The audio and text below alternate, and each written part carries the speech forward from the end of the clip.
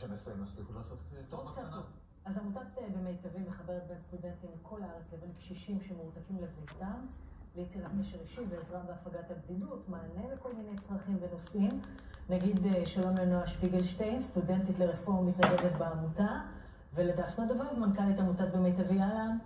ספר לנו על העמותה.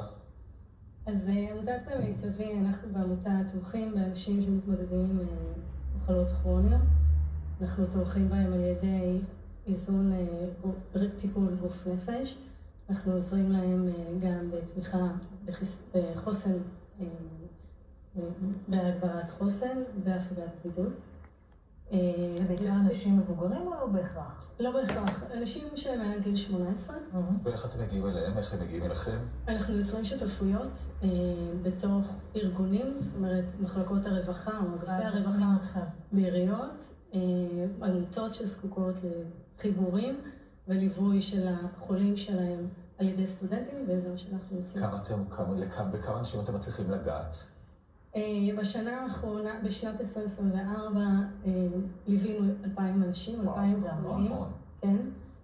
אנחנו עושים את הפרויקט הזה גם במרכזים רפואיים וגם בבתים. זאת אומרת, הסטודנטים מגיעים גם לבית ללוות את החולה וגם עושים הפגת בדידות, הולכה, גם בתוך מרכזים רפואיים. יפה, לא אספר לנו איך הגעת דווקא לשם, מה זה חלק מהתרומה והתואר? כאילו חלק... לומדת רפואה, כן? נכון. כאילו לא מספיק קשה. אז אני נועה בת 23, אני שנה א' ברפואה באוניברסיטת תל אביב, באמת במסגרת קורס לראייה חברתית. הוצאו בפנינו מספר ארגונים להתנדבות, ואנחנו בעצם היינו צריכים לבחור איפה אנחנו רוצים להתנדב.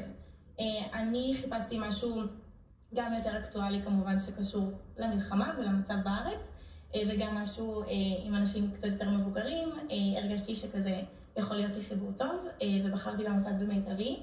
אז הגעת למיטבי ומחברים אותך למי? זאת אומרת, את מי את מחבקת ותומכת? אז בזכות העמותה הם חיברו ביני ובין אישה מבוגרת בשם עליזה. היא בת 72, מפונה מקריית שמונה. היא כרגע מפונה... בתל אביב? בדיוק, אילנה במלון בתל אביב, במשך כבר שנה וחצי, מעל שנה וחצי. גם המשפחה שלה מפונה, יש לה 4 ילדים, 1 באילת, 3 בתל אביב, כבר 2 חזרו לקריית שמונה, זאת אומרת, כרגע בתל אביב זה רק היא והבת שלה. ומה את עושה? איך נראה המפגש שלכם? אז פעם בשבוע, בעצם במשך 2 שעתיים, אני מגיעה למלון בתל אביב, איפה שנוח לה, אנחנו יושבות בלובי, ובגדול... מלאכות. השיח הוא... שזה הכי טוב. בול, מלאכות. הוא שלב. סתם. בגדול מדברות כזה על השבוע שעבר, גם היא משתפת, גם היא שואלת אותי, אני משתפת אותה, מתייעצת איתה, וגם היא מכינה כזה דברים רפואיים שהיא צריכה עזרה, נגיד לקבוע תורים, להקדים תורים, עם כזה, להקריא לה מה כתוב באפליקציה. מסדר את התרופות, יפה. כן. אז תוזרת לה, ובאיזה עוד תחום... במה אתם יודעים לגעת לעזור? זאת אומרת, איזה תחום של סיוע יש? אנחנו, בעצם הסטודנטים שלנו נפגשים עם הוותיק או עם החולה הכרוני, וקודם כל מבינים מה הצרכים שלו. קודם כל הם רואים אותו כאדם, לא את המחלה שהוא נושא, אלא כאדם. וזה מייצר אצלו משמעות. הוא מחכה ליום הזה שהסטודנט מגיע, הוא מתארגן לזה. זה אנשים שאנחנו נותנים להם מענה, זה לא אנשים שחיים את החיים הרגילים. לא הולכים לעבודה תמיד כל יום. אתם מתמודדים עם המון בדידות. וזה 1 על 1. מה שאנחנו נותנים להם זה 1 על 1, כן. אז יש לכם גם 2,000 סטודנטים שעושים. לא, יש לנו 200 סטודנטים. כשאמרתי לך על כמה, כששאלת אותי לגבי כמות החולים, אז בגלל שאנחנו בבתי החולים, במרכזים הרפואיים, הסטודנט בעצם רואה יותר חולים.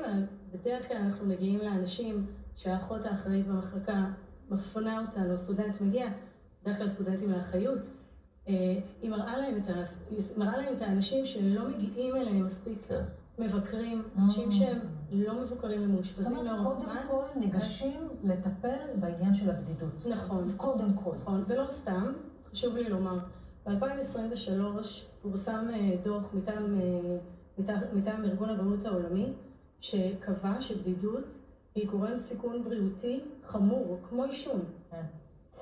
ועכשיו, אחרי 7 באוקטובר, יש עוד יותר סיכון. יש צרכים רבים, ואנחנו עושים את יפה, אז במיטבי, תעגלו גם במיטבי. תודה, זה יעזור לנו.